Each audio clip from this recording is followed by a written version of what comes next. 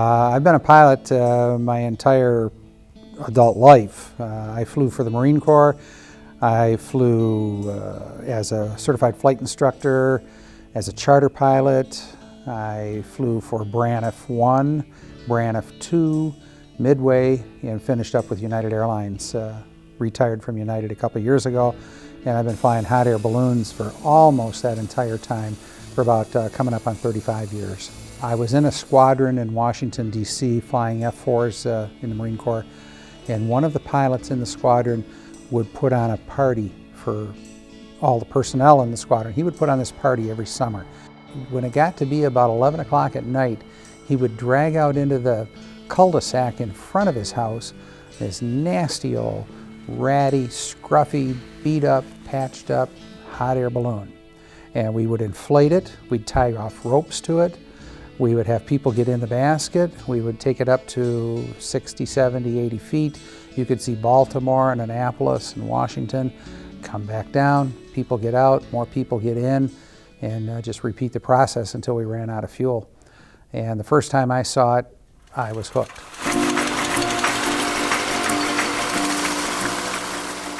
I went up to Ann Arbor where I was working as a flight instructor, and a gentleman had come in just about a week and a half before that, and he wanted to get his private pilot airplane rating. So I asked him if he had any other aviation experience. He said, well, he said, I got my commercial license in hot air balloons, but I don't have any fixed wing time.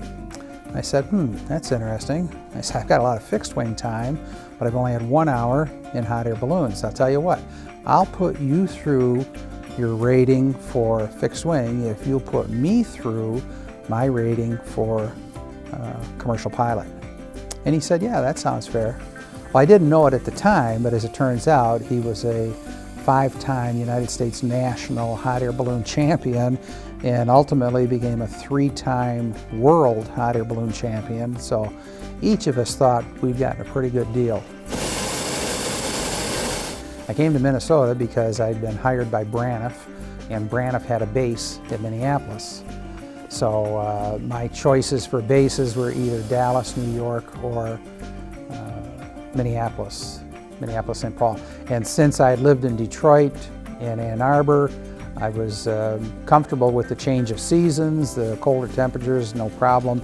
And the base was a little bit more junior than either a New York base or a Dallas base, so I could do a little bit better flying. There was a balloon pilot here who had been here for a few years. He was a distributor for another brand of balloon, and I come to find out the only brand of balloon that was being flown in this entire area, and I'm talking 150, 200 miles. I had the only balloon that was different than what all these other folks were flying. And because of that, he kind of gave me a rough time. You know, oh, that balloon's not very good, it's not built very well, its performance is terrible, and so forth. Well, at the time, he had a couple world records. And I figured the only way I could get a little bit of respect around here, you know, like Rodney Dangerfield, I said, okay, watch this. And I went ahead and got a balloon that would be capable of setting some significant world records, and that's what we did. I beat world records that he held. And from that point on, I might still get the cold shoulder from him personally, but I had established my credentials professionally, at least, by having done these flights. 1980, I did 18 world records for distance and duration. In 1981, I followed up on that with a high altitude flight, and in 1982, I did some more high altitude flights. I've had 5 flights above 30,000 feet in hot air balloons. 2 of those were world record flights, and I still hold the United States records for altitude in the 56,000 to 105,000 cubic foot range. And I've considered possibly next year going back and just bumping one of them up a little bit from 39,000 to about 42,000 or so. It'd be relatively easy.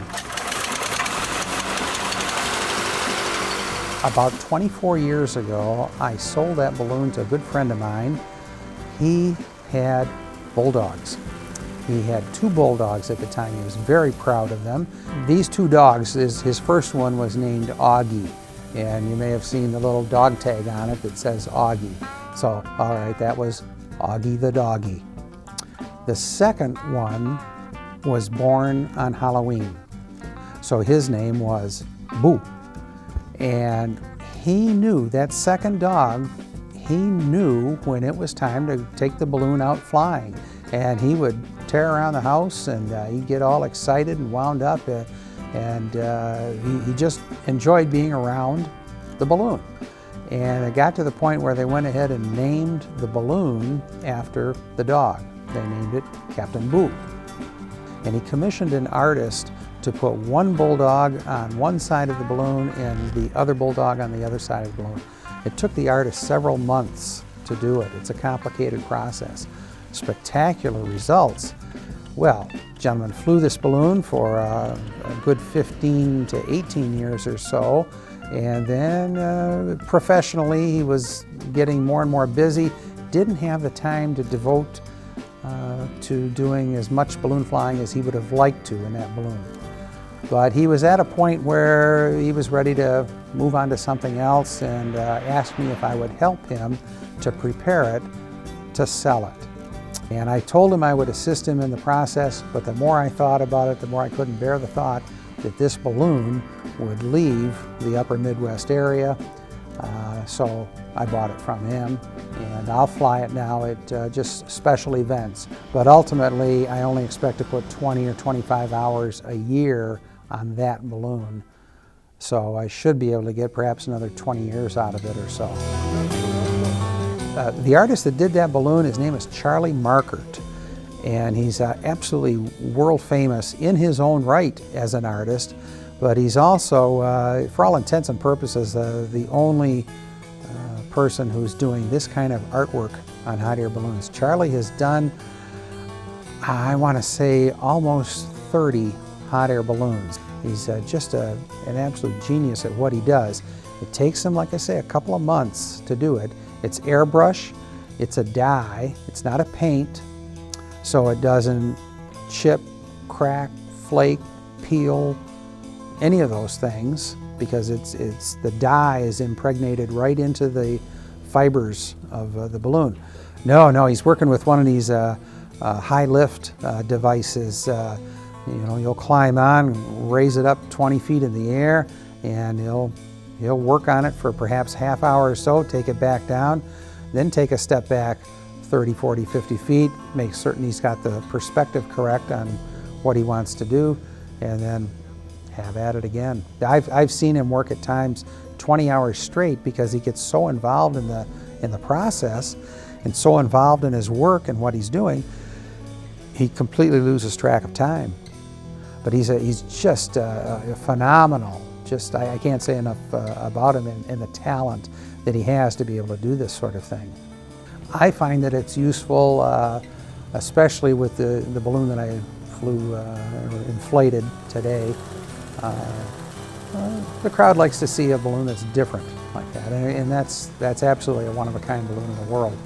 So I enjoy getting out there first and setting the pace and being a target. I know there's any number of races and rallies where other pilots will delay their takeoff until I've taken off in order to be able to follow what I'm doing.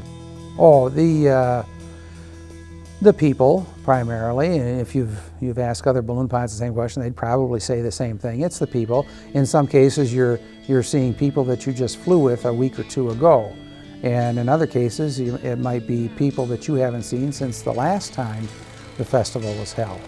So you're renewing old friendships. You're making some new friends.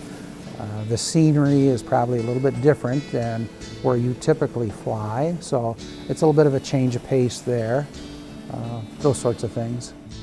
The favorite part of the weekend, well, it'd have to be flying, and we haven't done that just yet.